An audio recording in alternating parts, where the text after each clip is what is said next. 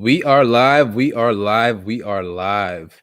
So there may or may not be a delay because this is what usually happens when I try to go live on LinkedIn. There's like maybe about a minute or two delay. So for those that are just popping in right now, hello, good afternoon, good evening, depending on where you are. And welcome to the first installment of the Virtual Book of the Month Club. And we have a very special author. But before I bring on this very special author for her to come in and promote her books, not just one book, she's got books, I want to give you a rundown of how this all works. So I'm in the process of writing my own book, and this person that I'm actually about to bring on the virtual stage is pretty much the inspiration for this event. We talked about her journey in terms of writing a book, the trials, the tribulations, the struggles. Hey, Melody, what's going on, Wayne? Welcome. And I want to learn. And I think the best way to learn is to promote others, to elevate them, and actually bring them on and talk about their stories, their books, their masterpieces. So I want to bring you guys along for the ride as opposed to just me setting up a whole bunch of Zoom meetings, because who really wants to be on a whole bunch of Zoom meetings? I think we all have Zoom fatigue. So it's better to build a community and we could all learn together and be inspired and motivated to write our own masterpieces. So we're going to be bringing her on shortly. So I want to know who is on watching live. I know we have Melody, we have Wayne, but say hello. Tell me where you're tuning in from. You know, if you hear a couple of dogs in the background, I got one, and you know he's pretty nuts. His name is COVID. Not really, but that's what I call him because he just won't go away. But his AKA is Walter and Wally. Hey, what's going on, Steve? So you found a way to tune in. So good on you, Steve. So yeah, hold on. What's Steve saying? When I was writing a book, I had a Zoom session with Kristin. She is wonderful in helping. See, Steve, you just ruined the surprise. No, I'm just joking. It's not really a surprise because we did set up an event page for this very event because we are going to be talking to Kristin Sherry. So, Steve, thank you for that, man. And with that being said, I want to know, is there any authors in the house? I know we would usually say doctors in the house, but I want to know who are authors. If you're an author, say yes in the chat. Let me know you're here because there's an opportunity for all of you authors to leverage this platform to promote your books, your masterpiece. I want to know what inspired you to write your book, what your challenges were. Talk to us about that whole process because I have a newfound appreciation for writers, authors, and publishers because there's a lot of work involved, a lot of editing. Jeez, it's crazy. But that's just one element to it. There's a whole marketing piece to it as well. KDJ's in the virtual building. What's going on, KDJ? Thank you for stopping by. So without further ado, let's just bring Kristin Sherry on. She's going to be talking about her most recent book, and she's got a few books, but her most recent book is Maximize 365.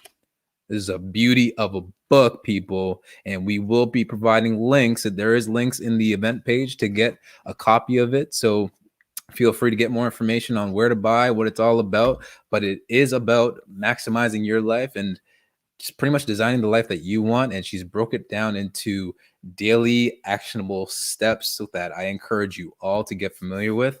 I had a chance to purchase the book and obviously in the support of her, but also this kind of gets me into the mood of looking at my life from a different light in terms of what are the areas within my life, whether it be spirituality, health, finances, and so forth, that I need to identify areas where I want to improve on. So, and at the same time, she also has other books like YouMap and Your Team Loves Mondays, ... right? No. I know it is Monday today. I love Mondays now, like, because every day it's like just the same because we're in this lockdown situation, but whatever. And then she's got a bunch of children books as well. So without further ado, let's bring in Kristin Sherry. Hey, Reggie. What's happening, Kristin? we are gonna get crazy, but not as crazy as last time. Crazy. So yeah, for those that may or may not know, if you're tuning into Discover Your Other Self season 2, I had Kristin join in on the season premiere, and she's just like, "What do you want me to wear? Like, do you want me to wear is it okay if I wear pajamas?" And I'm like, sure. She had a choice between leopard and like silky pajamas. I'm like, put the silky smooths on. Right? Let's just keep it classy. So here we are. Sassy, bougie, classy. I am pretty bougie, actually. she and you are, because when I came, like just before we came live, she's like, I got my wine and my cheese. I'm good. I'm like, well, the okay. cheese is gone, but I still have this. I don't have on my silk pajamas from Amazon, though. I wore clothes. But we're going to have fun tonight. And I'm going to share all the tips for people who want to sell books. I'm a full-time writer now, and I'm going to help all of you. I'm going to tell you everything I know, which isn't a lot, and it should fit in this hour. Well, the thing is, we have a few authors in the house. I think he's talking about, he's got what? He's 9 months pregnant with his book, so that's awesome. Nice. And we got Melody. Melody's what? Writing a book, but currently, and she's what? But currently only have my website. Okay, so she's in the process I'm of going writing to help all her book. the people, because I had to learn all this stuff the hard way, and I like to make people's lives easier with all the tips I've learned. Of course, this is why we're here for. And Travis is in the virtual building, as well as Falguni. So welcome. Love her. All right. We love you. All right, so let's get started. Talk to us about, obviously we're going to talk about your book, because obviously that's why you're here, but talk to us about the process before we get into the actual, your latest and greatest, which is Maximize 365. But talk to us about the journey of writing a book, especially let's kind of dial it back to like the first time you published your book. What was that experience like? So this was my first book, Follow Your Star, Career Lessons I Learned from Mom, completely self-published, that one on Amazon. And I wanted to write that book because it tells my mother's story. My mother is a huge inspiration behind my life and where I am in my life. And my mother dropped out of high school and married my dad, didn't have a driver's license, and was a homemaker. And now she's an executive coach. She will be 76 this year, and she works with CEOs and their teams. She travels all over still. Right now, she's just driving to where she can go. But she is a very sought-after executive coach who's coached 50,000 people at least. So how do you go from being a high school dropout without a driver's license to being a 7-figure coach? There's a story there. And so I mapped it to 5 success principles. And it's specifically, I tell her story in the context, and then how do you build those 5 success principles of success. Why did I write that book? Well, I noticed that I wanted to do speaking. And when I would contact people, I was coaching, and say, hey, I'll come speak at your annual professional development event or this or that, people would just kind of like, psh, whatever. But then once I shipped people a book and said, hey, I'd like to come talk about the success factors for women, or I'd like to talk about being a lifelong learner, or content from the book, because you should always curate content from your book for your talks, then people would start to call me back right away. And I realized this could be the most garbage book on the planet. Nobody knows. But a lot of people probably, the Pareto rule probably applies, right? Where 80% of the people will say they'd like to have a book, but only 20% do. So I think just having gone through the process is what got people's attention. So I always say you have to think about why you want to write a book. Are you writing a book because you'll be disappointed with the outcome if you don't know your why behind it, because the outcome might not align to why you're doing it. So some people write a book to make money. Some people write a book to get new business. Some people write a book for credibility, or to use it as a marketing tool to get into their target client. There's a lot of reasons, but making money on your first book is not a good one. Now, I'm making money now, but it took me writing multiple books. So if you think about the authors who make a living writing, like I now do, They've written multiple books. Stephen King got so many rejections. He said he had to switch from a nail to a spike in his wall to hold the weight of his rejection letters. So that's the thing, is a lot of people are just moving at a quick pace. You might have an incredible book.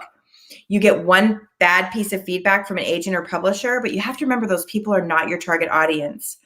So my first children's book, this one, I sent it to a person who was a producer at Disney. I mean, Emperor's New Groove type movies. He does a Barbie TV show on Hulu, and he's also doing the, what is the one with all the animals in the zoo? You know, all the animals. What is that again now? Madagascar? Ben No, not Stiller. Madagascar. Yes, he does the Is it? Okay. Madagascar TV show. Okay. The Madagascar TV show on Hulu. I sent him this book and they were just like, pass. They called it cliche. Cliche. So imagine writing, I had already written five books before that. Thank goodness, because I've gotten practice at getting bad feedback. That could have really derailed my journey, and I'm on my 5th children's book, but it has a 4.7 on Amazon, and parents are freaking out over it. So my point is, you have to remember, when industry people give you bad feedback about your writing, they're often not your target audience, even if they have kids, because they have a different lens that they're looking at your writing through than the mom or dad who don't have all the knowledge that industry experts have. They just know, did I enjoy reading this with my child? So can I touch upon that for a quick second? Because I think that's fascinating. Like, if you think about the lens that you said an industry expert would have versus the end user, which is, like, in your case, the mothers, right? Within that segment of customers. Yep. What do we know? Like, do you happen to have like a lens into the industry experts like knowledge or space in terms of what they're looking for? Like, what's that disconnect? Do we know between they're not industry expert really, and mother? They're not really open about sharing that. So yeah, there's a book. I'm unagented. I went direct to a publisher. I wanted to cut that middle person out. There's just more people to reject you if you have to get approved by an agent and then a publisher. And I actually self-published my first 2 books. And I really recommend people do that, because especially if you have a social media following that like you and like your content, just go direct to them, because you have to do all the work anyway to market. So I think people get caught up in the agents and publishers. Now, there is a literary agent guide. It's called they do one every year. So the 2020 or the 2021 Guide to Literary Agents. It's a great book. It tells you what they are looking for in terms of genre, how to query them, what you should put in your query letter. It gives you all of that information. But look, you're going to work just as hard either way. Why not get 70% of the royalties? Because Amazon's going to take 30 to 35%. Amazon. Depends on the price of your book. So why not go to Kindle Direct Publishing? They'll do your paperback and your Kindle. You can do your own audiobook and go through ACX directly to upload it. That's a whole other story. But you're going to get way more of the royalties and do all the work anyway, because publishers are really not good marketers. You know, books that sell a bajillion copies are usually because the person's famous already. So it's easy to market. They already have a following. So when the book comes out, they've sent it out of their newsletter, and the publisher puts it up on a website and a press release goes out. But that following of the person is what sold all the books, not the publisher, which is why so many books get rejected and why they ask you what your following is in your book proposal, because they know they need you to have one. Now, you don't have to have a huge following. When I released my 3rd book, which was YouMap, it became a bestseller in 6 countries, and it's still in the top 3 bestsellers to this day. The 2nd edition came out in July of last year, but it originally came out in November of 2018, and it's been in the top 10 bestsellers since then. And I can tell you how and why I did that for the people listening who want to do that. But I only had, I think, 12,000 social media followers at the time. So you don't have to have 100,000 followers to get a best-selling book, because what happens is you need to build ambassadors. and then other people take. You remember that shampoo commercial back in the day? And she told two friends, it was like Clairol or something, and so on and all, and so on, and all the heads like the Brady Bunch keep doubling. That's how you actually sell books, is the people that you're reaching telling other people about your book. Your job as a writer is to keep your book in people's minds in a fresh way. So Brian Sexton is a friend of mine. He's the host of the Intentional Encourager podcast. Yeah, I was on his podcast the other day. That's awesome. Yeah. Nice. I can't wait to listen to that. I told him, I sent him a voice message over text, and I said, you know what I would love to see? There are 10 principles. I got to be an advanced beta reader of his book. I was very honored that he asked me. And I said, I'd love to see you do a podcast, or, where you do a podcast episode on each of the 10 principles in your book, People Buy From People. And we're recording this week. I'm excited to do that. But you can think of fresh ways. Every time you get a review, you put it in a story as well as a post. You tell the story behind your writing process and mention your book name and everything that you do. Give other authors and writers tips about your book. Tell stories about what people shared with you about how your book made a difference. It's not just buy my book, buy my book, buy my book in a post every week. But a lot of times people stop talking about their book. They write a book, they release a book, you hear about it for a month, and then they stop.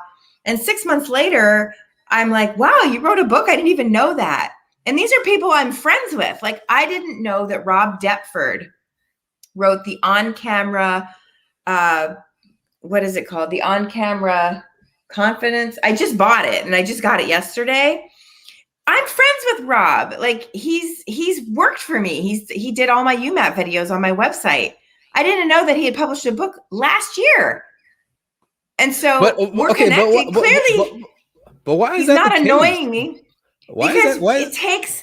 it takes 9 or 10 or 12 repetitions of something before people see it, they remember it, they connect to it. So you feel like, oh my gosh, I've talked about this 9 times or 10 times, and I still didn't know that he had this book. What's amazing is that there are so many authors out there, especially on this platform, and that's why when I put the call to action out, based on this, obviously this is inspired by you, and this is why we're here. It's like everybody and their mom came out the woodwork saying, I'm an author, I got this, I got that, I got this, I got that. And it's like, to your point, people gotta do some self-promotion, which we will obviously talk about later. And they make it hard. Is your book mentioned on your LinkedIn profile? Do you have a link to buy it? I mean, I know all these people that wrote a book and I can't find it, that I was trying to buy their book, and then I start Googling their name trying to find their book, and I can't find it. It's really hard to fatigue people, even though you feel, oh, thank you, Jacob.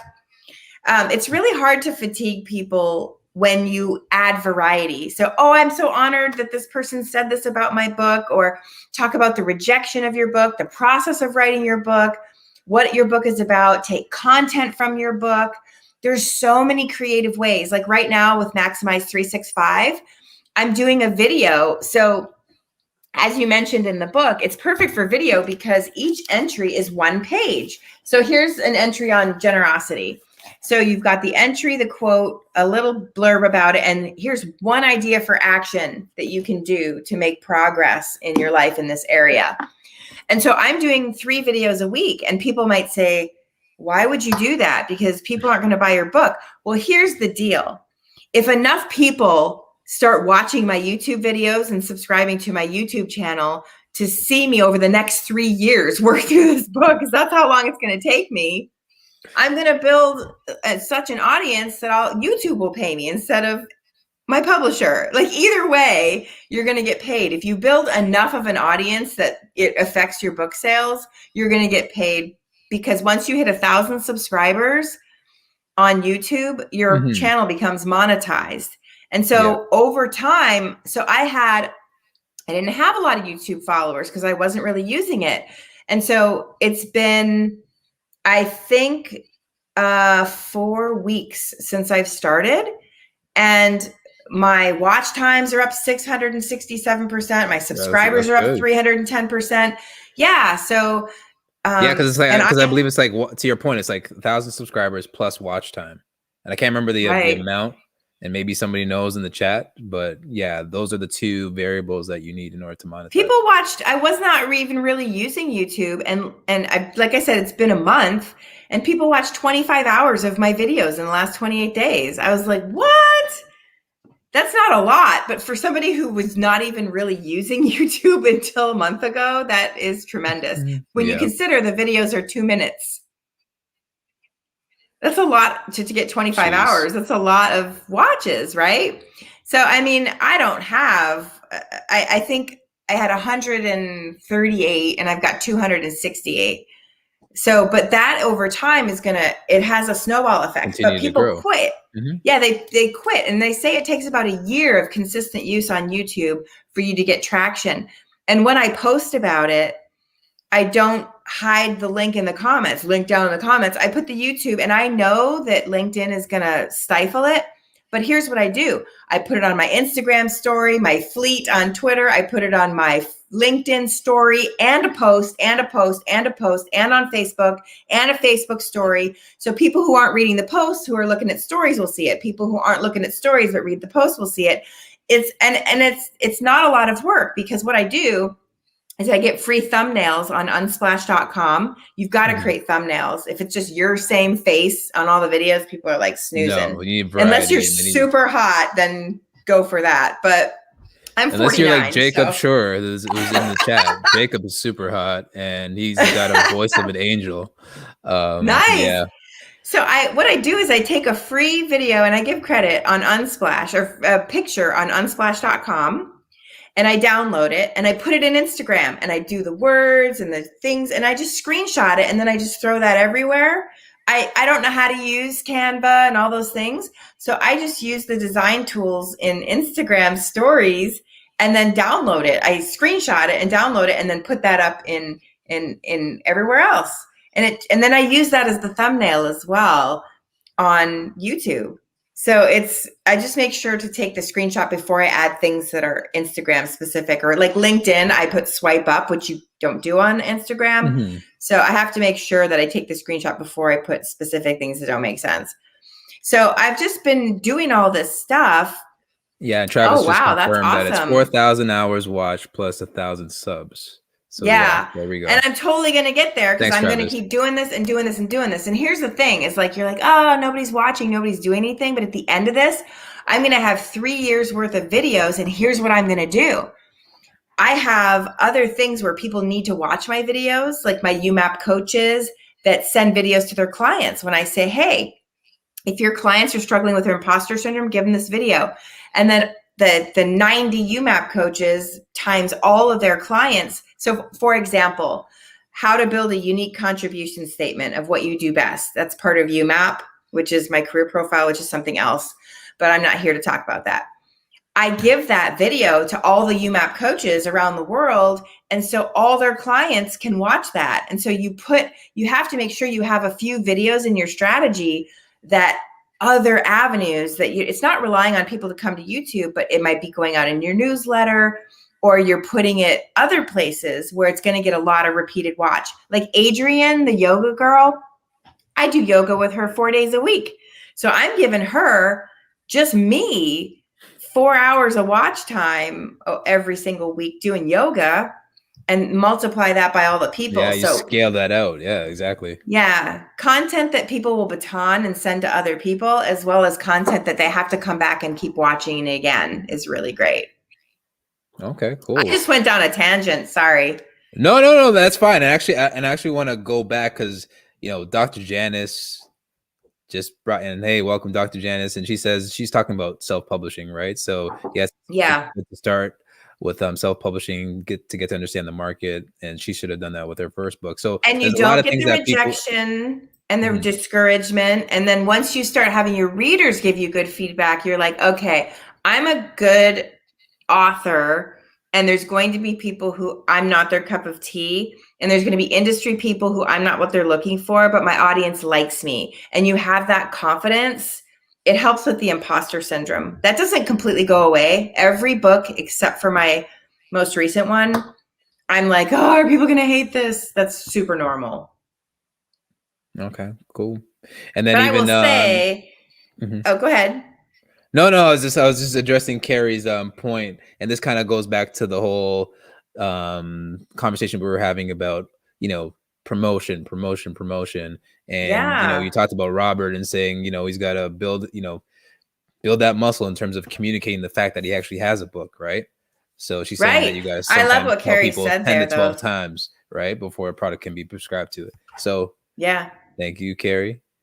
Yeah, All right, people cool. it just doesn't stick.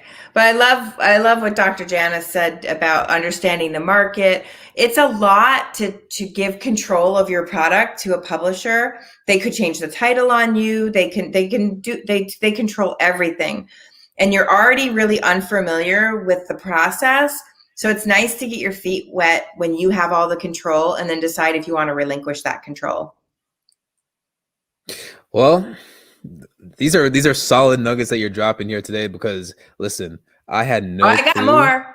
Oh, so let's talk about you talked about, and we haven't even dove like real deep into the promotion aspect of it. That's and we'll save that as we go through the course of this conversation. But if you're talking about publishing, right, you could publish it yourself or you go through an agent. What are other things So that we for need to know? publishing, The you have vanity. ambassadors. Yeah, so you have vanity publishers.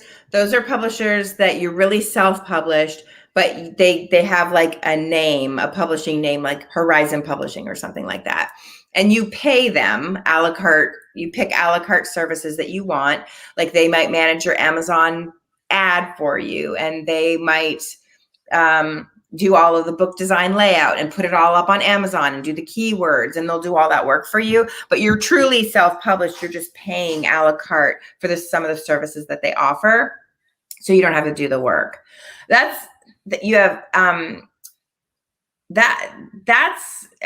so like that's a kind of blend between hybrid publishing. Hybrid publishing is Mhm. like you do some of the work, they do some of the work. Then you have traditional publishers like Penguin and Random House and all of that. And then you have indie publishers, which I'm a big fan of, and I'm with an indie publisher. And Black Rose Writing is my publisher, and I really like them because they build a relationship with the authors and they give me a lot of control and input. So I have been given offers to go with traditional publishers, and I'm just not interested because my indie publisher gave me a chance when it was my third book, but it was my first two books weren't really known. A lot of people think YouMap is my first book, but it's my Mhm. third. And they gave me a chance, so I give them loyalty. And so even though in some ways I've outgrown my publisher, I love my publisher and I won't leave them. Okay. And what is like the biggest challenge that a lot of authors have to overcome? So I'm hearing rejection is one of them, right? Well, Especially. it's a lot of the process is that a lot of the sausage, how the sausage made is like behind the scenes, so you don't know how much work it is. So you have to first of all have your concept. If you're a children's book author, it needs to be illustrated, at least one illustration before you even submit it to a publisher. You can't submit an idea because they want to see it, because illustrations are what sell a book, to be true. Mhm. And so if you're a nonfiction or fiction adult author, when I say adult, I just mean for grown-ups. Yeah. You have a lot of, okay, so the typical process is you write the book, you send it to beta readers, 5, 6 people who read it and give you feedback, and then you make corrections, and then you send it to an editor, and you don't go to Fiverr. Like, no offense, but like you need a good professional editor, because oh my gosh, I remember this one guy on Twitter was like, "Oh, I just finished my first book. I'm uploading it to Amazon tonight." And I tweeted back, I'm like, "What about editing?" He said, "Oh, I went through it." And I was like, "Oh no, no, no." And if you're don't get your sister, unless your sister's a professional editor, Uh-huh. but you can't skip on editing, because first of all, That has a to be lot like of one of the those like most important uh pieces, doesn't it? Because and that's a reflection it's of your expensive. work. Okay. So writing books is expensive. It's expensive. Okay? So that's What what is you it? need to know. So What's I like the pay range? generally around $4,000 for the editor. Yeah, I pay about $1,000 for the Please. cover. So I'm in $5,000 right there. It depends what kind of book I'm writing. I I buy Amazon ads. I pay for marketing things. I pay for different to enter it in different contests and competitions.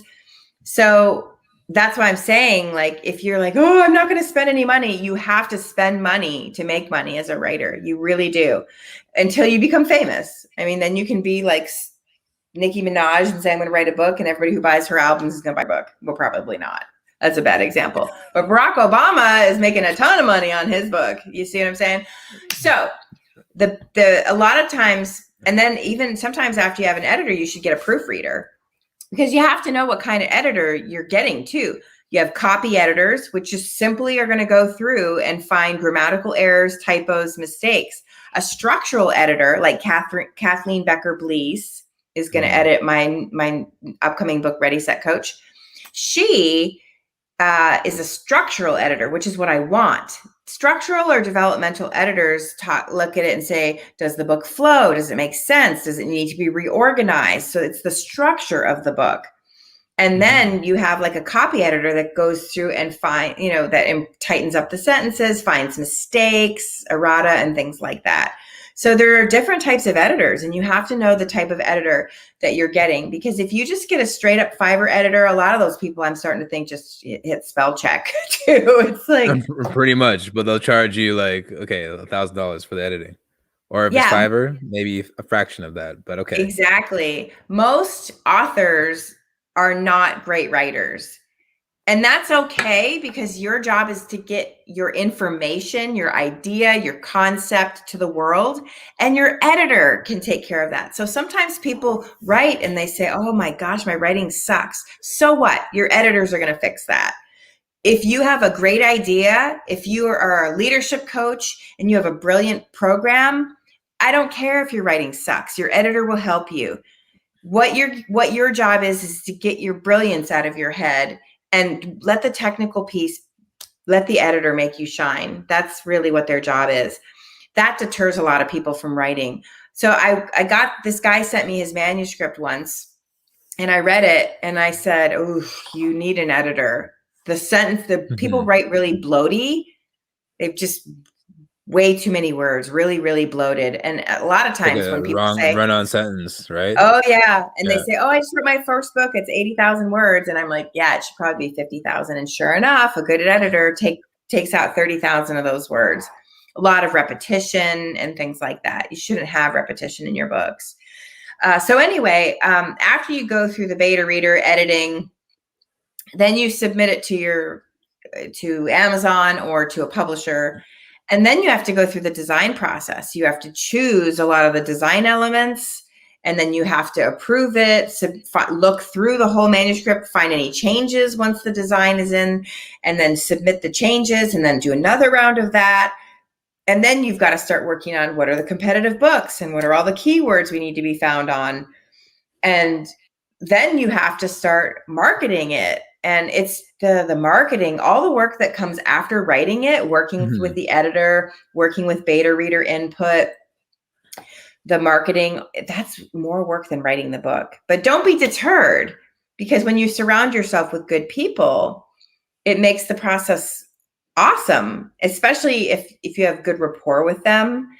But you get a thick skin as an author, because there are so many points of feedback throughout the process that by the time it even gets to the customer, I mean, and I'm telling you, if you cut corners on your editing, if you don't have a good editor, that they're going to point out your mistakes. This would have been a great book, but I couldn't get through it because of all the errors, all the typos, all that the writing was bloated, terrible. And the people are going to read your reviews, and I'm going to pass. Like the minute I start to hear it wasn't edited, or it was terribly edited, I'm not inclined to read it. So I won't buy it. You're bringing a lot of insights to this process, because I didn't know the difference between, like, and this is just me, outsider looking in. Listen, I'm going to call it out, guys. I don't know anything about writing books, and this is the reason why we have these conversations, to learn, right? So you're bringing forward some critical insights, like the copy editor versus the structural editor. And then, people in the chat have questions too, just like Carl, for instance. And guys, feel free drop in any questions here, because Kristin is all about giving value in terms of insights and information. So feel free. We want to make this as interactive as possible, especially if you are in the process of writing your own book. So Carl says that he's writing a book. In writing a book, how with your ideas do you get the structure to flow? And when the editor takes things out, how does this change your idea concept of the book? This is a great question. So what the editor does is they send you the manuscript and track changes, and it's your choice as the author what to accept and what to reject. And you can have a conversation with the editor to explain if they say, I'm not sure you should say this. Like, I'll give you an example. One time I included something, I was trying to prove a point, and then I told a story, and the editor said, I don't feel like this story actually proves your point. I feel it's like antithetical to your point. And I could see her perspective. So I changed the story that I told. But it's your final call as the author on what to accept and what to reject. Now, I always knew so for example, Beth Crosby has been my editor forever, but she doesn't edit anymore. So now I'm moving to Kathleen Becker-Blease as my new editor. Beth had a career pivot, and she's helping people helping women entrepreneurs tell their stories now instead of editing books. So what Beth would do is she would put track changes, and I would explain what I was going for. And sometimes she would say, if this is what you're trying to do, then leave it. But your editor teaches you, right? So I would lean to her expertise. So she would use the Chicago Manual of Style. So I knew what her Bible was. She was using the Chicago Manual of Style. So you can talk to your editor and say, what do you use as the what is the word I'm looking for, as your editing guideline? What process do you use? What format do you use? Or do you use APA? Do you use Chicago Manual Style? Like, what do you use? And if they look at you like deer in the headlights, or they're like, I don't use anything, I don't know what you mean. Because the style guidelines are always changing, and she always kept up with what the changes were. And I appreciated that. And I learned, like, you will learn to be a better writer from your editor. I didn't know what parallel construction was, and everyone violates it. When you see a bulleted list, so let's just say you're writing a business book, and you say, here are 5 things you should do well as a people leader. And you have da, da, da, da, da. Those lists, and this includes your table of contents, should have what we call parallel construction, is they all start with all verbs or all nouns. So people will write them as sentences. They'll have a bullet and they'll say, here's 2 things you should do as a leader. Yeah. Always make sure you check in with your people every day. Manage by walking around. Be sure to, that's violating parallel construction. So you should modify it so that it says, manage by walking around. Check in with your people twice daily. Because those are all verbs, right? Yeah. Learn what motivates your people. Verb. And so your table of contents should be that way as well, with parallel construction. And even though I knew what parallel construction was, for the first couple of books, she'd get me. She's like, doesn't use parallel construction. I'm like, yes, of course it doesn't. But now when I write a book, I make sure that everything uses parallel construction. So I'll give you a really, really quick example where you can see this in action. And it's so important. So, and actually I did this, by the time I started to get a clue about this, was Your Teen Loves Mondays. So for example, in Seeking Resolution, I have a list that says, be honest about your feelings. Let go of the goal to be right. Oh, this is under compromise. Release your expectations of others. Keep an open mind. Put all options on the table. Start with small changes to find middle ground. Show appreciation. Acknowledge someone who's willing to compromise. Do you see how it's tight, it's powerful to always start with your noun or your verb, and you don't want to mix them around. I start with prepositions. It is always you don't want to start with one. Yeah, I'm beating a dead horse, but it makes it so much nicer for the reader to have those tight parallel construction bulleted lists, and your table of contents the same. Yeah, it's clear, you're concise, learn these simplified, things. Right? In a manner that people could, follow and flow, and it flows nicely with the storyline or whatever You you're trying to write in fatigue terms. your readers. And when you have a Kindle book, you get paid by pages read. So it's your ranking on Amazon is not just sales, it's also pages read. So when you give away your book for free on free days, your rank will go up when people are reading your ebook. Like, so you can move up the bestseller list from people reading your books. That's why it's always good to do freebies. I love BookBub. If you can get a BookBub deal, it's a game changer. My publisher splits the cost. Anytime he reaches out to me and says, do you want to do a BookBub deal? I'm like, yes, because I will sell between 500 and 1,000 books in one day with a BookBub deal, because BookBub has 600,000 to 2 million subscribers per genre. So self-help, business, true crime, and true crime is huge. It's one of the biggest, but it's also competitive. And you also have to remember, when you look at your ranks, it could be deceiving. When you are in the top 1,000 selling books in true crime, you're selling books every day, because true crime has such a large audience. But then if you're in like office furniture category, you've got to be in the top 20 books to be right in the top 10 to actually be selling books. So so people will look at my like, for example, my children's book, You've Got Gifts, was ranked like number 400 last week, and YouMap was number 2. And I actually sold more of the children's books than I did of YouMap, because children's books sell like crazy. So it's all relative where your ranking is. You can be number 400 and still be selling books if there's a lot of competition in your category. So how you choose your categories of where you sell your books is really important too. You want to try and find books where books are selling, but like, if you want to get to number 1, personal success in business is a super competitive category, but I decided to put Maximize 365 in there on purpose. Resumes for YouMap was a pretty easy category. Like, there are a lot of resume books, but it's not nearly as competitive. Personal success in business has Think and Grow Rich, 7 Habits of Highly Effective People, The 4-Hour Work Week, Adam Grant's new book, I forget what his new book is called. It has James Altucher's new book, Bill Gates's new book is in there. Like, famous people are in personal success in business. And there's tons of those books coming out, because all these CEOs of Silicon Valley startups, they're all in there. But I pushed the marketing really hard on the book, and I thought, I'm going to get it in there so that when it's not going to hit number 1 new release, but it's going to get in the top 10 with Bill Gates, Stephen Covey, James Altucher, Adam Grant, and it sure as shit got number 1 new release for one day.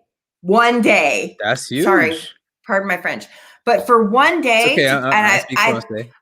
I passed Think and Grow Rich and James Altucher that day, and I screenshotted that baby. I was only number 1 for what bus. I was number 1 bestseller. No, number 1 new release for one day, because I was competing against James Altucher, who has a way bigger audience than me. Was that decision just more of a you thing, just to see how well you could kind of push yourself to that? No, I'm trying to get the next level as an author. So yes. I got bestseller in multiple countries, but now I'm trying to get in. My goal, I'll tell you right now, is I want to be the Brené Brown of self-development. She's a researcher. She does a lot of leadership books. I love Gina's passion. Sorry, I had to call out Gina's passion. I love passion. Gina. I just love Gina. She's such an amazing human being. But see, you always need to be pushing yourself out of your comfort zone to the next level. So yeah, I'm going to write a book and I'm going to self-publish. And then I'm going to see if I can get a publisher. And then I'm going to see if I can try more challenging categories. Because if you just start picking office furniture or medieval history from whatever in Norway, like, if getting very specific weirdo categories, sure, you're going to hit number one and be number 1. But like, all the books you're screenshotting with you, like, who's ever heard of those people? So I purposely told my publisher, I'm going to go for personal success in business, because it's one of the most competitive business categories you can be in, because everyone wants to be successful, right? But I thought, I might not get number 1 new release, and that's okay. But when I get to number 5 and I screenshot, I'm with Bill Gates, Napoleon Hill, and Stephen You're up Covey. there with the big boys. And Total Money Makeover from Dave Ramsey. I passed his book too. Not now, probably not, but I did when I was really pushing it hard when it released. No, but I like that concept of you leveling up as an author and trying to strive for new heights, right? That's what you got to keep doing. If you're going to write multiple books, keep leveling yourself up, because that's how you get into the different. It's like going from the what do you call farm team to the biggies, the majors, to the Hall of Fame, all of that. Yep. So I'm not saying any of this to be boastful. I'm saying this to say you've got to push out of your comfort zone if you want to be a big player in the game. And if you don't, that's fine too. But I said to myself, I want Maximize 365 because I knew that this book would transform people's lives, because the beta readers wrote me and they were like, holy beep. Like, can I just say that this book is changing my life as I'm beta reading it? And so when people started telling me that, I thought I need to become the Brené Brown of personal development. And I'm not going to do that if I keep trying to pick easy categories with obscure books that nobody's ever heard of. Because once you screenshot yourself with the bigs in there, then people start to see you differently as an author. They start to say, oh, wow, you've really made it. And people, as wrong as this is, because I love the underdog, people want to associate themselves with success. They love rooting for the underdog too, right? Yes, they do love rooting for the underdog. But when I see people take strategies like, oh, my book is, no one sold any, would someone just please buy one? Like, no, you can't do that, because a couple of people with empathy will go buy your book, but people don't want to tie themselves with people who aren't winning. And I don't subscribe to that philosophy. I buy everyone's book that I'm connected to that says they have a book coming out. I go to Amazon and buy it, even if it doesn't fit my audience, because as an author, I understand how hard that was, how much work it is, how discouraging it is if people don't buy your book. So I buy everybody's books. If I have a connection and they announce a book, I buy it. So that's awesome. I think that's another form of just paying it forward too, and really appreciating the art of the process in terms of what it means to start a book from the beginning all the way to the end, like the finish line, right? So that's good on you to support your network that way. Well, I really want to be there for people, so it's important. Now we have another question from Carl. So great question, Carl, and great responses, Kristin. So Carl says that he's learning plain English for lawyers in law school, and it's teaching him to use less words to say more. So less, the concept of less is more. Will this help actually with formatting when you write free flowing stories other than legal writing? Yes, I think that brevity is so important because people say things that aren't needed. I never say in order to. That's not necessary. In order to attract more customers, should be to attract more customers, comma. You should never use the phrase in order to. It's completely unnecessary. It's bloat. You almost never need the word that. There's a lot of fillers that people use, and Kimberly Tilley is the first person to teach me how to write with brevity. And I get better at it with every book, but you fatigue your readers when your books are bloated. It makes them tired, and then they stop reading. When it's concise, a lot of times people use too many parenthetical interjections in their book. So they'll say, one time I was going to the store, parenthetically, my mother used to always send me the store, blah, blah, blah, blah, and then finish it. Like, don't do that. Don't do that. And too many commas. Should that have just been a period in a new sentence? Like, people write way too long of sentences and you lose people. Now think about 70% of what you say to someone gets lost in the translation because they change it, they hear it differently. And I don't know what the statistic is for writing, but you lose people when it gets too long. And so a good editor will say, this sentence is too long, this sentence is too long, this sentence is too long. They'll reformat it and reorganize it. They'll catch your passive voice. People tend to write in passive voice all the time. And there's just so many things you'll learn from an editor that'll make you a better writer. But brevity, concise is so important. Travis seconds that. There you go. Being concise is way more valuable by the minute. Mm-hmm. No, that's awesome. 100%. 100%. All right, we got 10 minutes. Now, holy cow, dude! This time is flying. Every time with you, it's just like we should just got the margaritas out while we did this, right? I got the wine. Because you got the wine. Jeez, I got bubbly. In Canada, we got bubbly or bubbly, whatever you want to call it. Can I give you your listeners and you some advice on how do you actually approach to structure the book? You should not just open a manuscript and start typing. That is not the way to write a book. And everybody's different, so things will work differently. But there's a reason why I say this. Stop doing that. I'm bossy. I was bossy as a child. But you will forget what you've put in the book. So there's a practical reason. If you just start typing things, you'll find yours. Because I did this with my first book, and I'd say, have I already said this? Did I already include this part? So what I would do is I would have to do a Control F, like a find on the manuscript to see, is this in here already? Oh, darn, I just wrote this and I already wrote that. So what I do is I always build my table of, now if you're writing a fiction book, this is a different ball of wax. But when I'm writing a nonfiction book, I write the table of contents first. Okay, okay, so for Ready, Set, Coach, it's a guide. It's basically a guide to building a thriving coaching business fast is what the book is about. So Ready is like, what are all the things you need to do before you start coaching? Set is, okay, I need to know. So pretend you're having a fireside chat with a friend, and what would you want to tell them in your book on leadership, in your book on having a successful marriage, in your book on how to build and scale a new business, like whatever you're writing a book about, what are topically the headliners of what you would want to tell that person, and it's okay if you add in, but stick those on a table of contents page. And then what are the things within that, the subcategories that you want to tell the person? So in the set part of getting ready to coach, all right, what are the services I want to offer? How do I price? How do I find my ideal client? Should I niche? Like all of these things that I want to teach someone in that book, I map out. And then what I do is I go through the manuscript and I create a page and I put that heading on that page. So I don't feel like writing the next thing. So I'm going to skip down in the table of contents. I'm going to go write about this. And I scroll that page and I write about that. And then I don't mix myself up because I've got a page. Now that page might turn into 10 pages.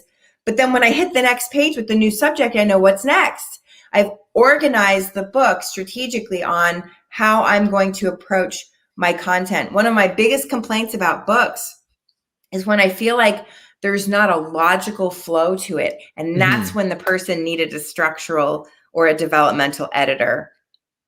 That doesn't make sense there. That should go there before. But you should really write about what you know. Because if you start getting into, and I keep a spreadsheet too. When I wrote Maximize 365, I had a spreadsheet of all the topics and I knew the deadline to the editor. So I knew how many topics I had to write per day to meet my deadline of May 1st. So I would stay on track. So when I'm writing, I always set a word goal. So you might write 1,000 words a day and then maybe write more. How many days a week? Put it on your calendar. And then you write even if you don't feel like writing. This is important because you're going to go back and reread it and edit it later, but it's down, it's there. And if it sucks, who cares? Because motivation follows action. I cannot tell you the number of days where I sat and wrote and did not feel like writing. And I was still way, way farther ahead in editing what I wrote and making it better. And don't edit as you write, because you will get hung up in this perfectionism spin and never get the book written. You can go read that entire book later, 2 weeks after you've written it, and say, oh, I don't like the way I said this, and fix it. But you've got a book, right? So don't edit as you write. Now, if you literally typoed something, you can fix that if you want. But just keep writing. You can fix it later with an author edit, and then the editor will fix it. That was a fire hose. Sorry. Listen, the everybody in the chat that is tuning into this, Kristin, again, like you've done it again, providing so many nuggets, and just you come with a wealth of knowledge in terms of your experience. But this is an example of a true writer, right? Like, how many books again?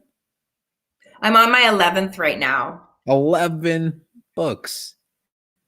And from her first book to your 11th book, it's probably like night and day in terms of the writing style. You're gonna go back and hate so your forth, previous editing, books, right? You'll hate your previous books, and But you you've can learned come so. up But with you've a learned second edition. you've learned so much throughout your journey, right? And even when it comes to writer's block, and I think you've kind of mastered that in a sense where you have everything on your spreadsheet and you're motivating yourself to write a certain amount of words every day or certain days to keep yourself on track, right? You don't really get writer's block when you write about what you know, because you're just writing the stories from your experiences. So I'm never going to get writer's block on Ready, Set, Coach, because I've built a successful coaching practice. So I know all the pitfalls, and I know all the things I did that were successful, and I know all the mentorship that was helpful. And so, but where you're going to get writer's block is fiction in particular, right? Because you may not have an idea on how to take the story if you're writing a fantasy young adult novel. So that's a different story. But when I write fiction, because I write children's fiction, I think about the story. And when I get an idea, I open up a note, OneNote on my cell phone, and I just bullet out some ideas. I'm like, okay, that's good. And I start imagining the story, and I go bullet out some other things. And when I have enough to feel like I have a basic shape of the story, then I sit down and write. But I never sit there and say, okay, how am I going to make this magical fairy who's going to teach children to know their gifts and their values and their skills and their personality? How is this going to go? I work the story out in my imagination first. And when I get something I like, OneNote.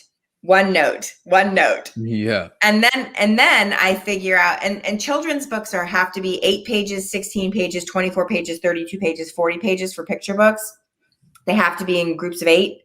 And I always pick the full 40 because I'm telling complex subject matter to children, because I'm converting YouMap to children's books essentially.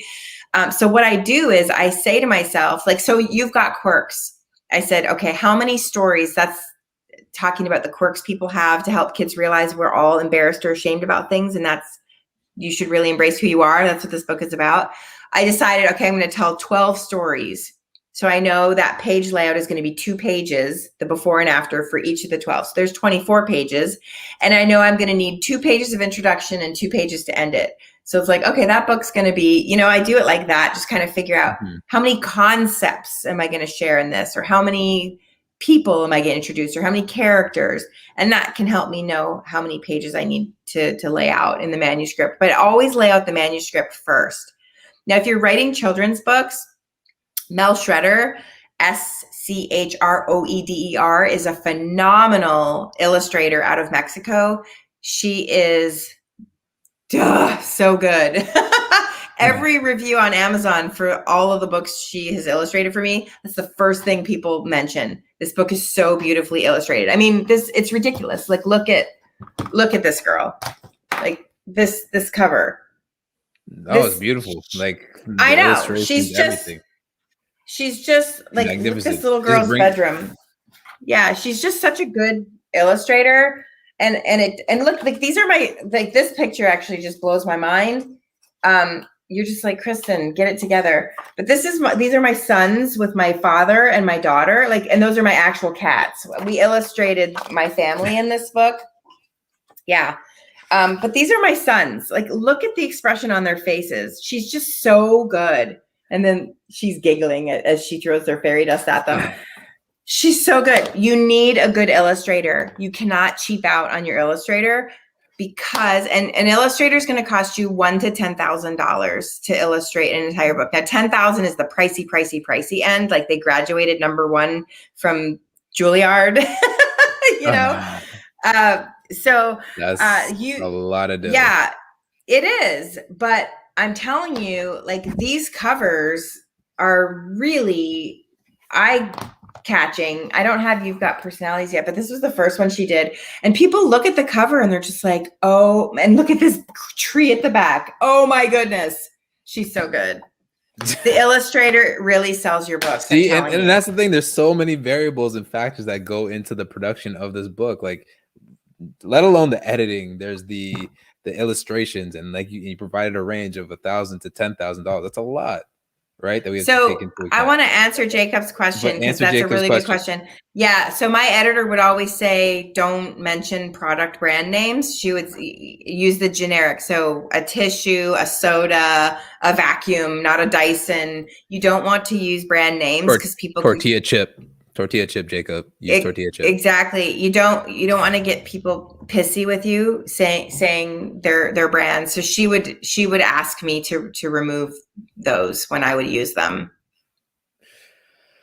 Man, you dropped so much knowledge. Like, listen, Carl is taking the words right out of my mouth. Like, he says, wow, I'm a squirrel eating fat off Kristin's nuggets as she's dropped today. Now, I love helping people. I don't want people to have all the pain that I had. Like, this is great. Like, we could go on for more, and I feel like I need to bring you back on maybe like for season 2 of this, because we're gonna continue to follow your journey. And or I could do your finale of season 1. Actually, you could do my listen. I have more. Listen, I love always bringing on special guests to do my finale. So let's just call it out. You are my finale host. Oh, you don't have to commit to that now, but no, I feel like there was so many things I didn't tell people yet. I'm like, oh, I have more to tell you. But that's a good starter. But let's also, we didn't really get a chance to talk about your book, Maximize 365. We talked about it a little bit, but I know the value that you want to bring today was to really help others, serve others by giving. I cannot help myself. I always make it about everybody else. No, and that's a good quality and trait to have, right? Now a lot of people have that, so we commend you for that.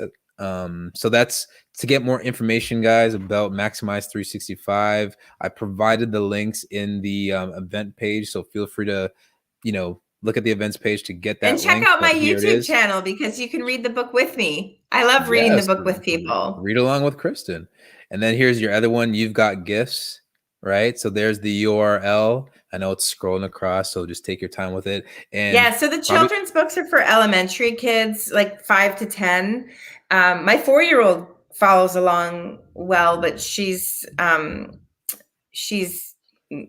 tends to be a little more advanced than behind. So it depends on where your child is from a reading perspective and a comprehension perspective. But it's essentially YouMap. For those of you familiar, a step-by-step guide to discover you and land or create a job you'll love. It has the 4 pillars of career fit. And I'm trying to socialize children to know their talents, what's important to them, which is their values, their skills, and their personality. So each of those books is you've got gifts, you've got values, you've got skills, and you've got personality to build confidence through self-awareness in children. And teachers and parents are telling me, like, I've never seen a book that actually teaches children to discover their own gifts, their own talents. Usually it just talks about them generically. And that's what I really wanted to do, is have kids actually know who they are by the time they're done, not just understand the concept. No, that's awesome. So thank you for that. Now we're going to have to bring down the curtain on this conversation. And it's been sad. A great one. It is sad because I always love talking to you, man. Like, it's amazing. And I love, how far you've come just within your journey. 11 books. That's amazing. And then just that, you were on that best sellers list for our new releases for that one moment in time. So that was amazing. But we're going to see more of that, right, as you go through your journey. Yeah, I do have books that are on the bestseller list consistently. But like I said, in Australia and Canada and the US, for some reason, Canadians love you. Yeah, Canadians do. And so do Australians. I had like 5 books on the bestseller list in Australia at the same time. It was really crazy. But like I said, I tried to make it more of a challenge with this new book, but it's still doing well. It's still selling consistently. All right, cool. Thank you for the subscription to the YouTube. Yes, thank you, Melody. And Jacob, My Jacob's next funny. video drops tomorrow and it's on simplifying your life. I'm also talk about a really sweet tip on Thursday on how to declutter, a very simple 5-step process to declutter. Jacob, you're saying about Jacob? I was saying Jacob was making me laugh in the chats. Like him and Christy are talking about, commas and Carrie. So Carrie said she used to be a big fan of commas. And then my boy Jacob, also, like commas. Carrie, but now only I use the sometimes. Oxford comma. I'm an Oxford comma user.